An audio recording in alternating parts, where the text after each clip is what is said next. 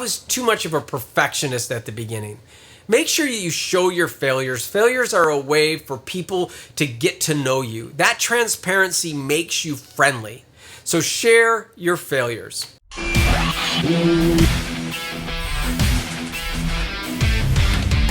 Hey hackers, I'm Ryan and I have been hacking things my whole life. Hope you're doing well. I wanted to start the new year out right, and I figured what better to do that than share all the things that I have failed at with this channel. I've been wanting to do this to help you out.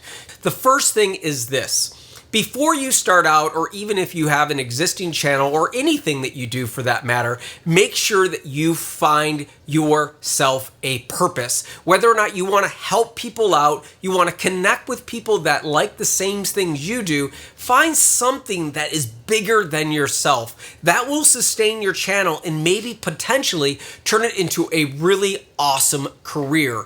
Forget about the money. To give you an example, Casey Neistat, really famous YouTuber, currently at 10 million subs, he did not turn on monetization, how you make money, at the beginning until he got to 100,000 subscribers. But what that ad does is it disassociates your content and what your message is with really who you are. Don't quit it.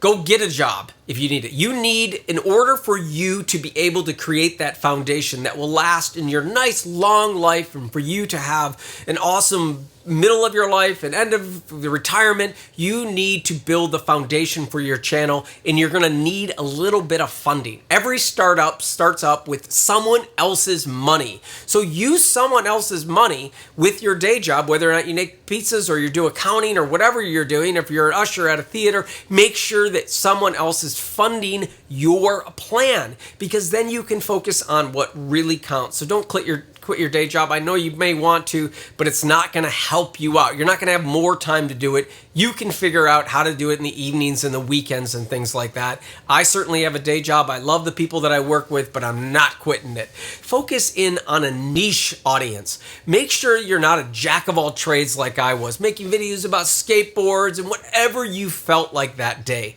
No one's going to want to subscribe to your channel is if you come up with random content. It's a potpourri of stuff and you never know what you're going to get, which leads to my next 3 things involving consistency. The number one thing you need to understand about YouTube, as soon as you're done watching a video, it will suggest another video. It will suggest a video, maybe you like that particular person. If you watch to the end, make sure that your YouTube thumbnails looks consistent. They can be crappy thumbnails, but they need to look like they were made by the same awesome creator, you. So make sure that that person has some inclination that they will get the same good feeling they got when they watch that video when they click that thumbnail. The next is make sure that you do consistent uploading. Make sure that your uploads happen on Sunday at 3 p.m. or Friday at 2 p.m. Make sure that you don't have the randomization that I did. Whenever you feel like it. Oh, I finished a video, pound it off. Render it, pound it off. No. All your videos should come out at a specific time. The first year, 1 video per max. I will tell you, if you do anything more, your brain's gonna explode because you need to focus on big things. Mark Rober makes one good content that has like 30 million views per month. Research the titling. The titles of your video, just Google whatever you think you're gonna make, something in your niche audience, and make sure that that title is something that people are searching for. The keywords, the tags down below need to match that also. Don't overpromise. Don't put tag words in that aren't part of your video. It's really important that people, when they get your video, they get what they clicked and not anything more, or they're not gonna watch to the end and it's gonna mess up the YouTube algorithm. It's just gonna end up hurting you. I failed at making long videos at the beginning. Make sure that your videos are 3 minutes max for the first year. That's just my personal opinion.